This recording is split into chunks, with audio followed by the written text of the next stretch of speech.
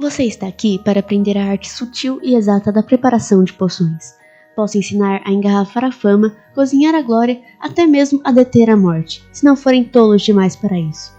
Essa é uma citação do Severo Snape em Harry Potter e a Pedra Filosofal, bem no comecinho, do capítulo 8.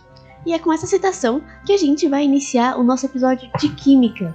Falar um pouquinho sobre essa questão mágica da química dentro da saga, toda essa relação que existe, mesmo que talvez de forma não tão óbvia, ou bem óbvia, depende do leitor. Eu sou a Lorena, apresentadora do Pottercast, e hoje a gente vai pedir para vocês ouvintes se prepararem aí com suas poções e seus elementos, porque o episódio de hoje é do caldeirão ao tubo de ensaio, a ciência das poções.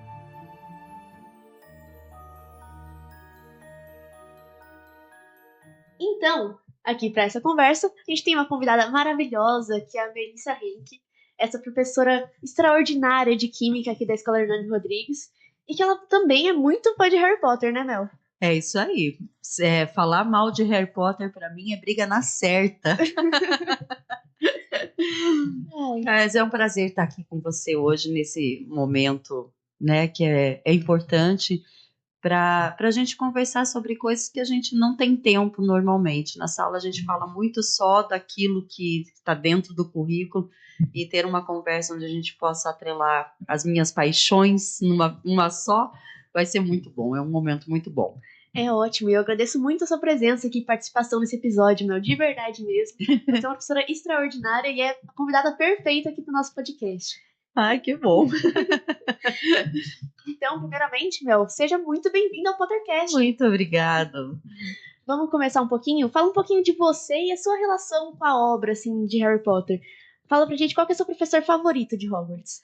Bom, eu tive, no começo era McGonagall, depois a gente vai mudando, apaixonada por Dumbledore, mas na realidade quando você lê a saga toda, assiste todos os filmes, a minha paixão é o Severo Snape, né? E você começar esse podcast com uma frase, né, uma citação dele, nossa, me deixa toda empolgada, porque ele para mim é o personagem mais fascinante que tem na obra.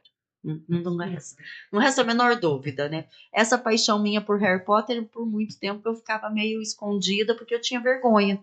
Era eu, né, já bem mais velha, e os adolescentes. Então eu me sentia envergonhada e era muito criticada, inclusive.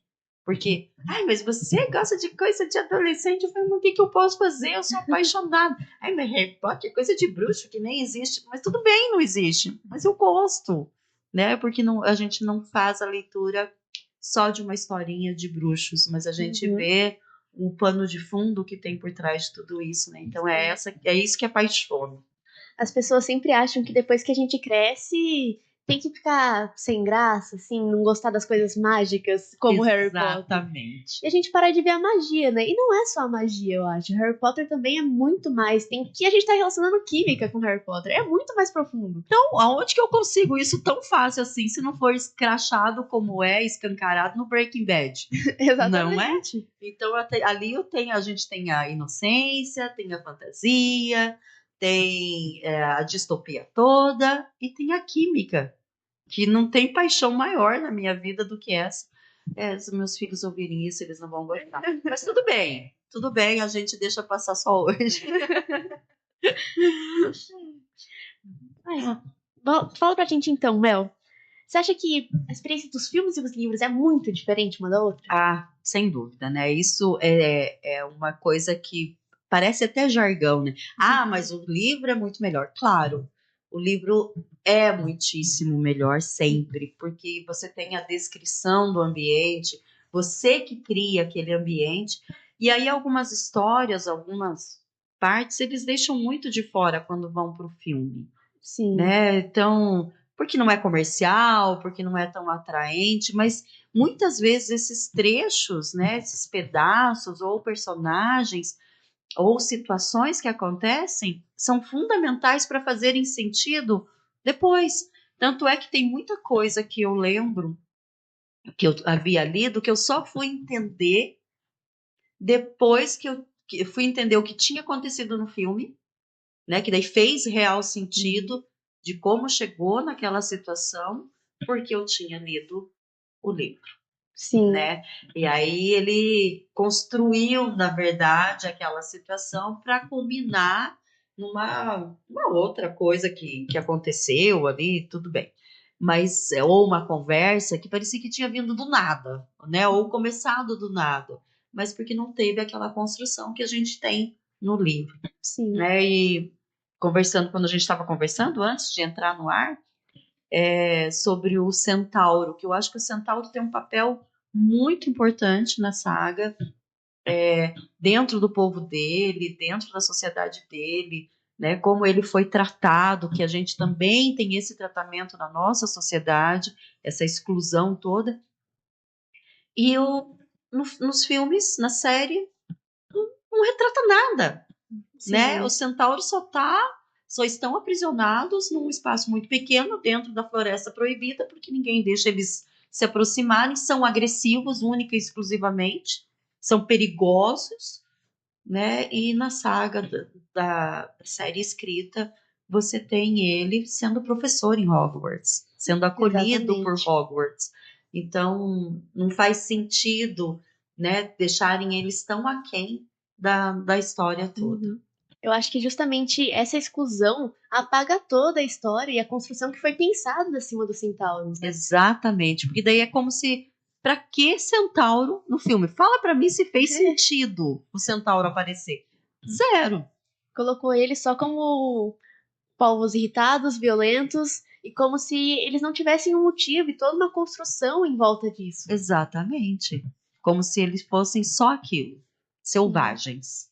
Exatamente. Retrataram como selvagens.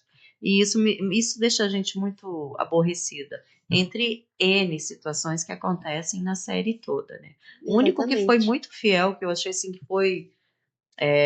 que não deixou tantas pontas soltas, foi a Pedra Filosofal. Mas normalmente é o que acontece em toda série que se transforma em filme ou né, série mesmo. Porque o primeiro eles conseguem deixar bem fiel e aí eles percebem o que vai ser mais ou menos comercial, mais ou menos atrativo e descartam, né? Ou então até porque a série ou o filme ficaria muito longo, daí eles também acabam excluindo por conta disso. Sim. Né? Mas sempre é muito diferente, a experiência é outra. Sim, a experiência do livro às vezes também é bem mais pessoal, né? É algo seu, se torna seu, sua imaginação. Exato. E você sabe uma coisa que eu percebi, porque eu já li acho que umas 3 vezes a saga inteira, e ano passado eu comecei a ler novamente, mas fui até, acho que Prisioneiro de Azkaban e daí parei, por outros motivos.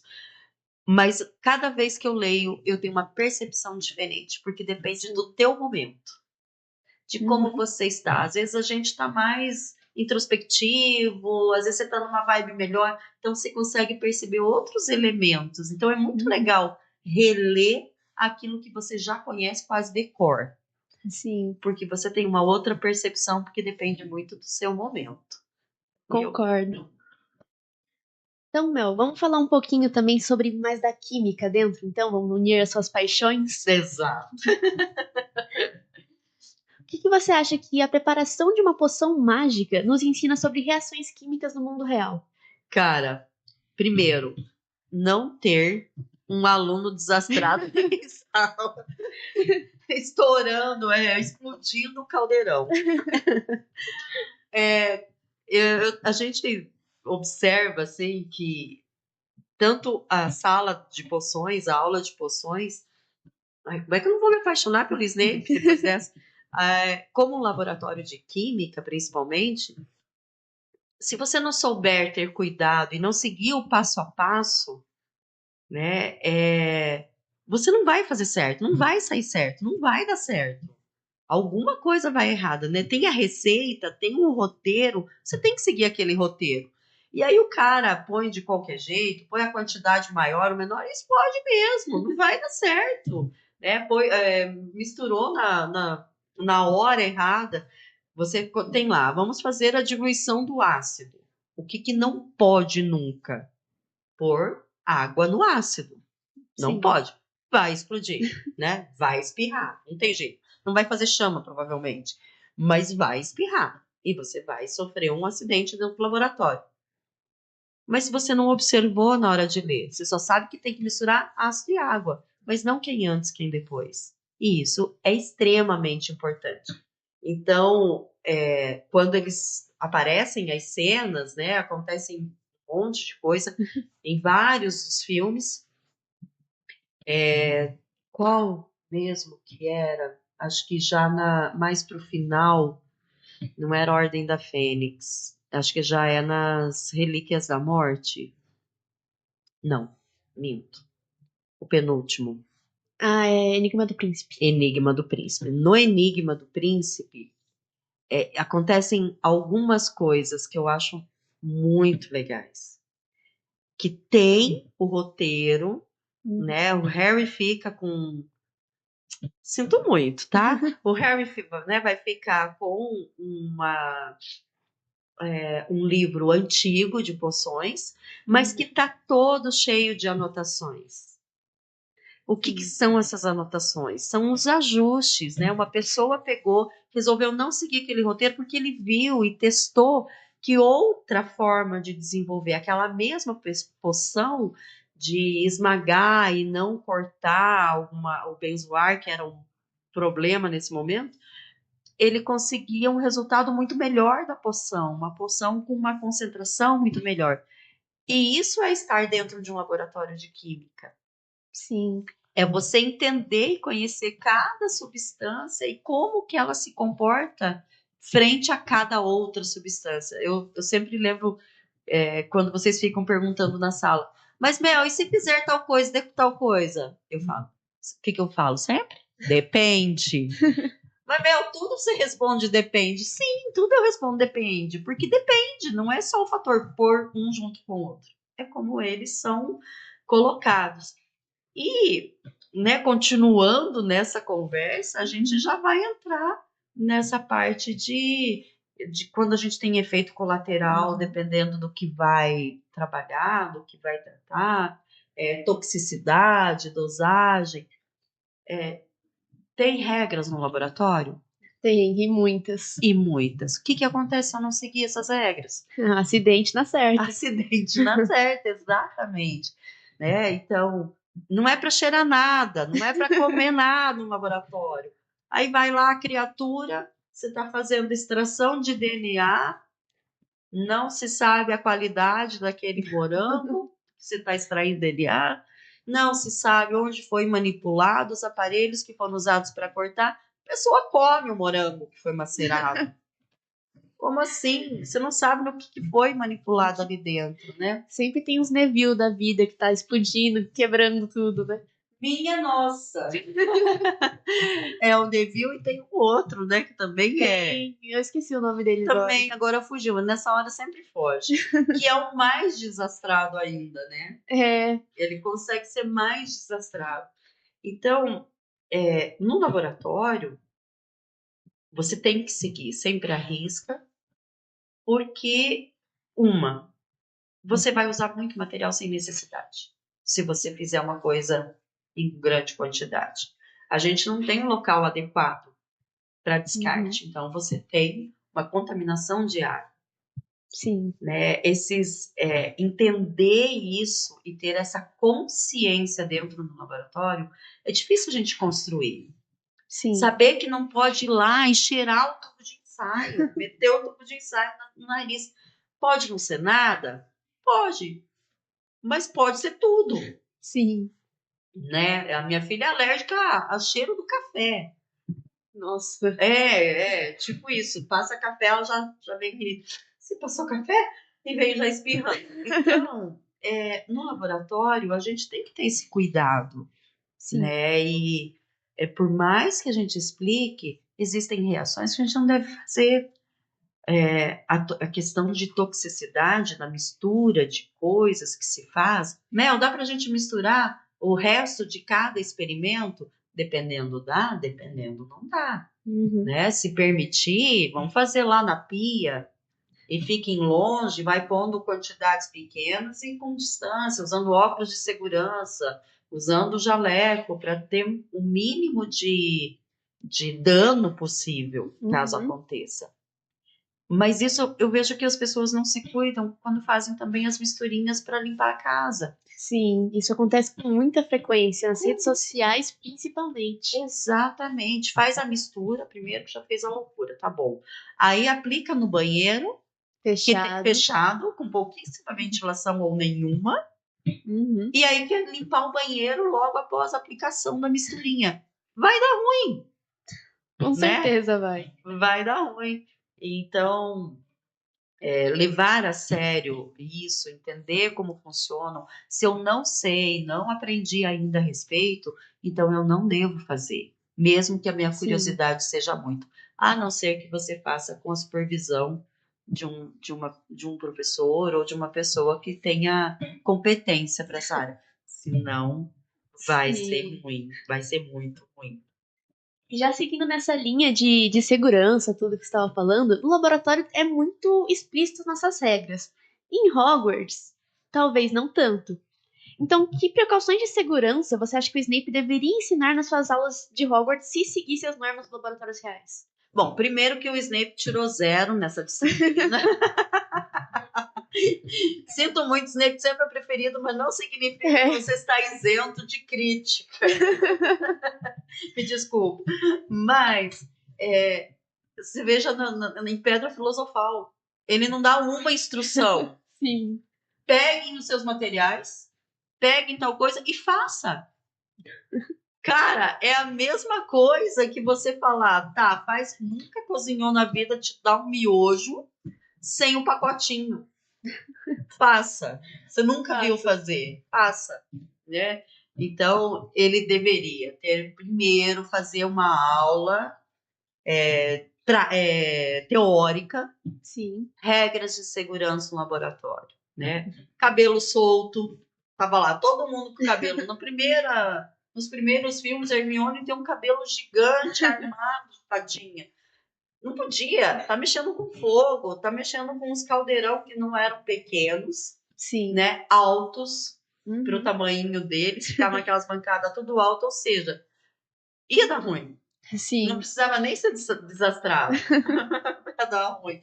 Então, as regras de segurança, ele tinha que instituir e estudar e fazer valer isso constantemente, né? Sim. A roupa não podiam estar com aquelas roupas, aquelas mangas grandes, solta, né? Aquelas capas, que daí é muito tecido, ele se mexe, podiam se enroscar. Então, isso realmente o Snape, sinto muito, Snape zero em questão de segurança. Nem extintor tinha, quem dirá qualquer outra coisa. Pois é. Né? Se pegar fogo ali, você acha que um feitiço não resolve tudo. Exatamente, apesar deles acharem estranho a gente usar dinheiro para pagar as coisas.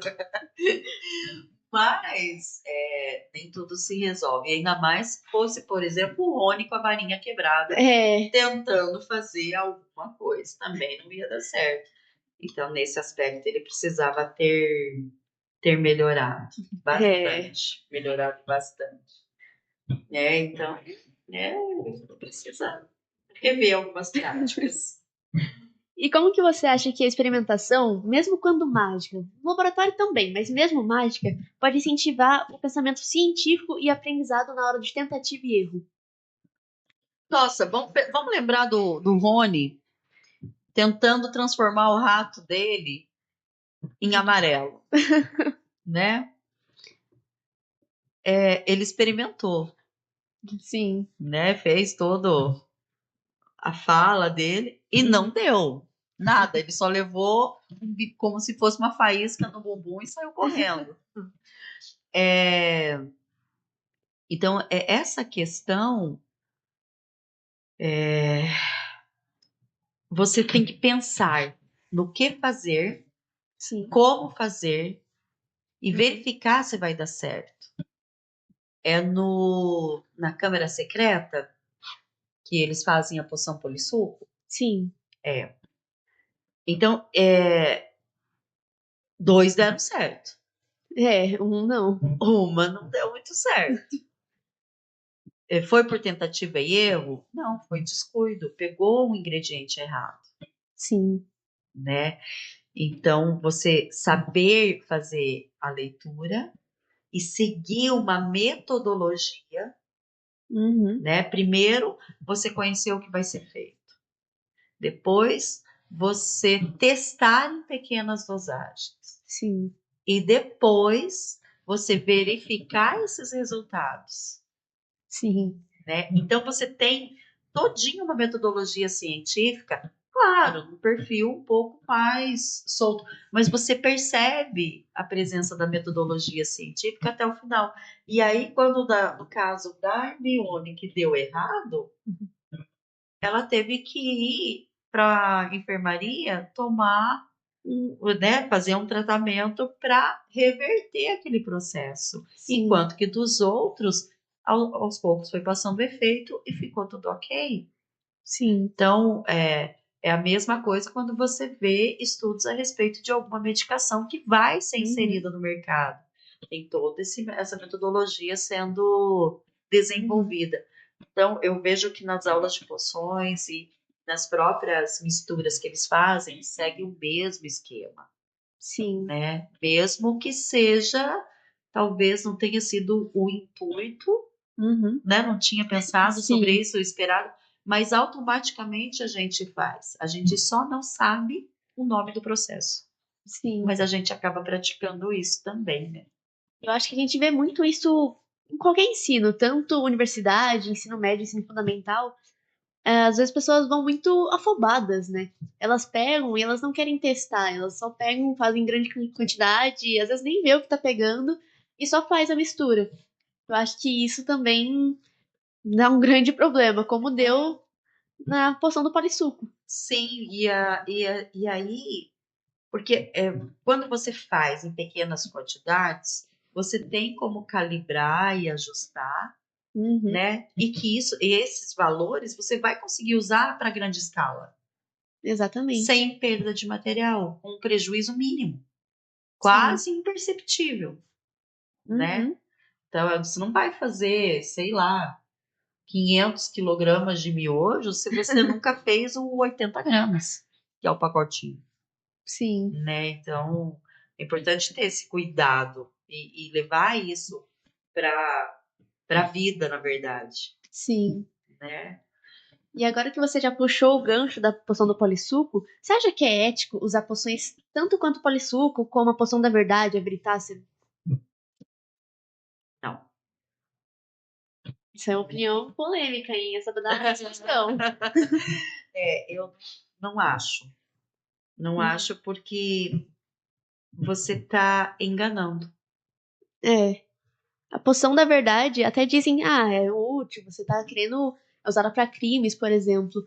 Mas não é consentido com a pessoa muitas vezes. E aí tem a questão de forçar algo que não Que é a da pessoa escolha não tem dela. consciência, exatamente. Porque por mais que, digamos, a respeito do soro da verdade, né, a poção da verdade, eu sempre falei veritaserum, não é? Eu não sei, pode ser que seja. Eu também não sei, mas era essa aí. Então, nessa poção, se a pessoa sabe, ok, e o filme trata sobre isso, né? Sim. No livro também. Porque quando é usado sem a pessoa ter conhecimento, ela entrega todos os seus amigos e todos Sim. viram a cara para ela, mas não sabiam como isso tinha acontecido, em Exatamente. quais condições. Descobrem através do Snape Sim. diante de todo mundo. E aí eles se sentem mal com a situação, a gente, Uhum. né, isso fica claro.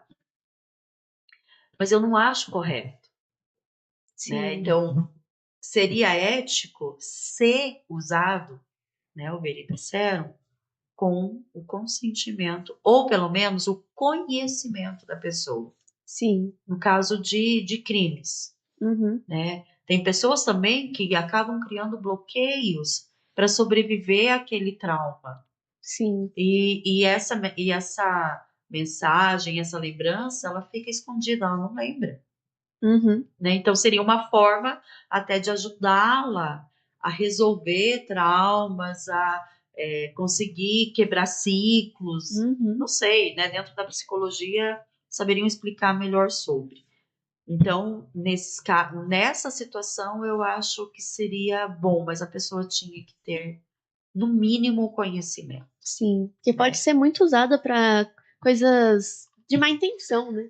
Sim, coisas que são ilícitas. Jesus, gente, abriu a porta sozinha. Com a corrida aqui. Não tem ninguém lá fora.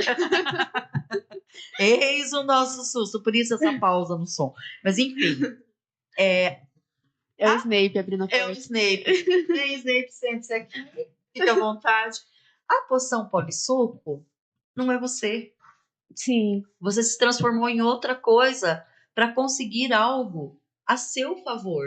Não importa as consequências disso. E muitas vezes sem o consentimento da pessoa com quem você está se transformando. Exatamente, né? E ficou também claríssimo. Sim. Né? Então, para eu me tornar alguém que eu não sou, eu acho, se fosse no mundo real, uma pessoa usando uma poção polissuco, é a mesma coisa que a pessoa que não consegue se aceitar de forma alguma sua forma física e fica usando de monte de procedimentos estéticos. Isso mesmo. Sim. Porque não se aceita, não se gosta. Tudo bem, eu acho que tem coisas assim, poxa, isso me faz mal, eu não me aceito. Só que tem gente que parece que vira uma compulsão tão grande que a vida dela é só isso. Se você pegar uma foto de como ela era e de como ela está hoje, você não reconhece mais a pessoa. Sim. Né?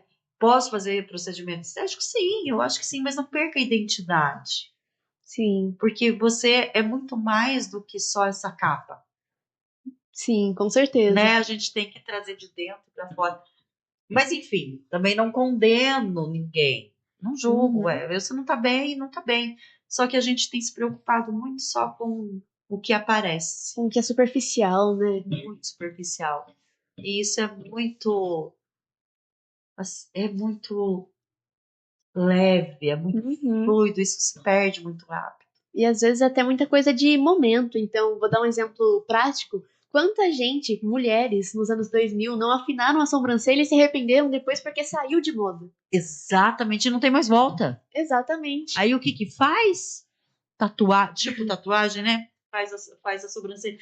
E aí fica um negócio estranho. Sim. Então, sabe, tem coisa que eu acho que não precisa. Mas tudo bem, se tá feliz assim. A escolha da pessoa, né? Escolha da pessoa, mas tem escolhas que não tem mais volta. Pois é. Né? Então, ético não é. Usar o polissuco não é. Eu também concordo com você. Ainda bem que não existe uma dessa, né? Acho que não. A gente espera que não. Espera que não. E falando disso, dessa questão de transformação, você acha que se uma poção de transformação existe em Hogwarts, qual seria seu paralelo no mundo real? Então, por exemplo, a gente consegue às vezes fazer algo mudar de fase muito rápido na química. Sim. Então, isso seria um paralelo para uma poção de transformação, você acha? Sim, totalmente. Dá pra gente fazer esse link fácil, né? E trazer essa ideia até mesmo para a gente conseguir perceber a ciência, principalmente a química, em outros universos que a gente não consegue. Sim. Né? Sair daquela coisa de sala de aula, do livro de química é chato, não entendo, é difícil, parece que está falando em grego, hebraico, aramaico, não estou entendendo nada, não sei de onde cair, né? Então, assim, eu acho que quando a gente consegue fazer algumas analogias, você consegue ver a magia dentro da química. Sim. Enxergar ela com outros olhos e deslumbrar um universo que é totalmente invisível para a gente. Sim, com né? certeza. Você olhar o espaço cheio de molécula, andando de um monte de molécula, e daí eu fico imaginando elas coloridas ainda. Porque não basta imaginar, tem que imaginar elas coloridas, circulando à nossa volta, sem eu sentir o seu toque, cara. Isso é muito louco, né? Sim. Por que um cabelo consegue ficar enrolado e o outro é liso? Qual é esse formato? Você visualizar esse universo é fantástico. E isso é isso são transformações, são poções que a gente vê e transformações que infelizmente dá mais trabalho do que balançar, vai? Pois é. Dá um pouco mais de trabalho. E tem gente que acha que química não é mágica, né? Exato. Química só é chato e não é mágico e é difícil e não serve pra nada, o que é pior. Exatamente. Química tá em tudo, é bem mais do que mágico, na minha opinião. É. E o fato. A gente pensa, às vezes, muitas vezes, que nem eu penso no cabelo. O cabelo, pra mim, é muito louco. Sim. Porque é a mudança de uma posição, de uma ligação. O cabelo deixa de ser liso e torna-se enrolado, deixa de ser cilíndrico e se torna uma fita. Sim. Mudou uma ligação, não mudou nada. Uma ligação. E ela se repetiu, essa ligação, nas mesmas combinações. Cara. Sim, isso com certeza é mágico. É surreal, né? Ou você usa um produto num cabelo que é liso, porque eu fiz muito permanente na minha vida, eu sei o que eu tô falando. Você usa um produto que esse produto vai mudar essa ligação. Ah, ele vai lá e vai mudar a chavinha, virar a chavinha. Não, mas ele vai quebrar, fazer uma outra ligação e essa ligação vai se transformar de outro jeito. Não é mágica? Óbvio que é. Óbvio que é. Isso é muito mais do que presente na nossa vida, igual você falou da progressiva. As pessoas nem se importam, para elas é tão cotidiano, mas quando você pensa, é tão mágico. Você mudou algo que estava ali em você desde que você nasceu. Exato. E você mudou com química. Exatamente. E aí falam que tá fazendo o cabelo, arrumando o cabelo sem química. Eu quero morrer, né? Eu vou tomar isso aqui, porque isso aqui não tem química. Nossa, meu pai fala isso para me provocar todo dia. E é muito louco isso, né? Não falar que não tem química. Porque ela tem sido usada de uma maneira muito equivocada. Sim, com né? certeza. A palavra muito equivocada. Mas é gostoso. Gostoso quando descobre que não é isso. E já que a química tá em tudo, inclusive, né, principalmente até na visão de muitas pessoas, na escola, você acha que dá pra usar o mundo de Harry Potter pra fazer com que as aulas de química, o ensino, sejam mais envolventes? E de que forma você faria isso? Você sabe que quando, né, a gente conversou sobre esse podcast e tal, sobre esse episódio, eu falei, gente, como que eu faria? Cara, eu vou amadurecer mais, eu vou te chamar para você ver esse momento. Mas eu entraria com uma capona Disney dentro da sala e daria um jeito de fazer uns caldeirãozinho para a galera fazer os experimentos no caldeirão e que a mistura saísse fumacinha, fizesse a espuma, que fossem experimentos pensados nisso.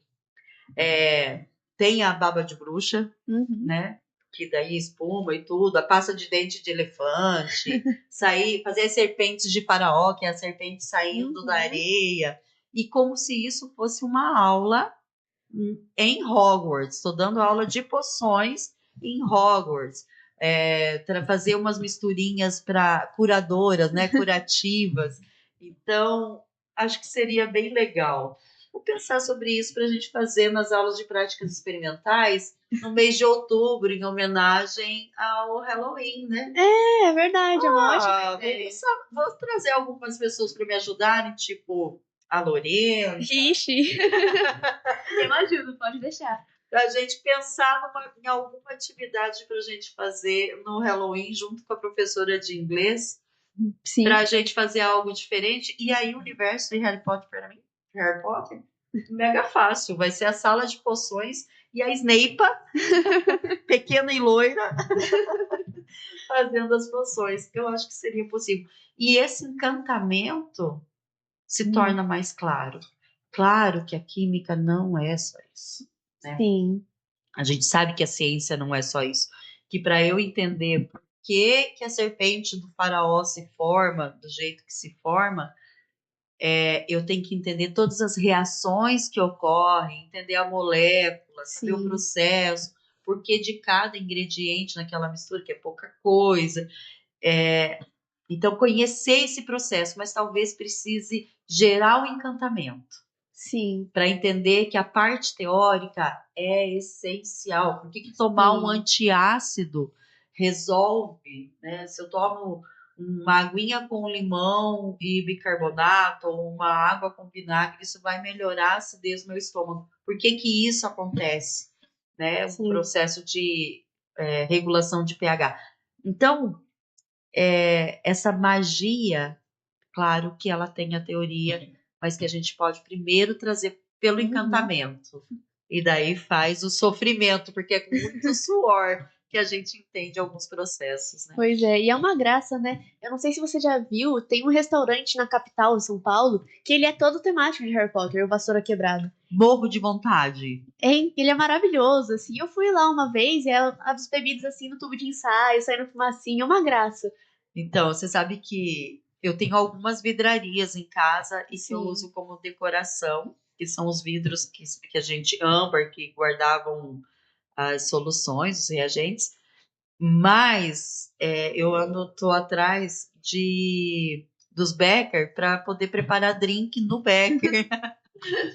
E esse restaurante, eu acho ele muito legal. Sim. E o fato de ter esse restaurante em Curitiba, eu também sei que tem. Uhum. Eu não sei se ele é temporário, só é sazonal, ou se ele é fixo nesse tema.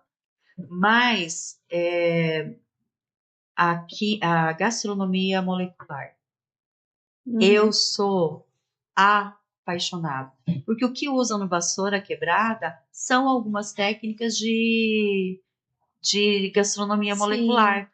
Você colocar e deixar aquela fumacinha saindo, ou aromatizar uma bebida só queimando, por exemplo, a canela e deixar esse aroma pegar e fazer parte da infusão e esse sabor ficar ali sem você ter fervido canela com a bebida, né? Então, essa mistura, esse uso, né, dessa magia, as bebidas coloridas, traz uma coisa muito gostosa, muito gostosa. Sim, e imagina trazer isso para dentro de uma sala de aula, então.